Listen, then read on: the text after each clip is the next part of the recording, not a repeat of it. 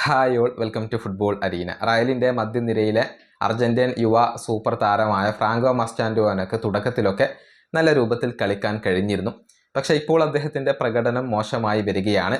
അതുകൊണ്ട് തന്നെ മസ്റ്റാൻഡുവാനോയുമായി ബന്ധപ്പെട്ടുകൊണ്ടുള്ള ഒരു റൂമർ ഈയിടെ പുറത്തേക്ക് വന്നിരുന്നു.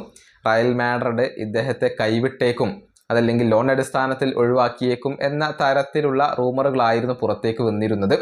ഇതിനിടെ ഒരു ക്ലബ്ബ് അദ്ദേഹത്തെ സ്വന്തമാക്കാൻ വേണ്ടി ശ്രമം നടത്തുകയും ചെയ്തു.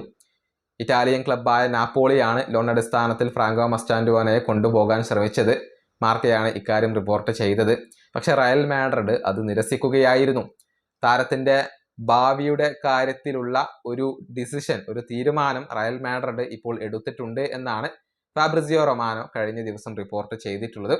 വളരെ പ്രധാനപ്പെട്ട ഒരു താരമായി കൊണ്ട് തന്നെയാണ് ഫ്രാങ്കോയെ ഇപ്പോൾ റയൽ മാഡ്രിഡ് പരിഗണിക്കുന്നത്.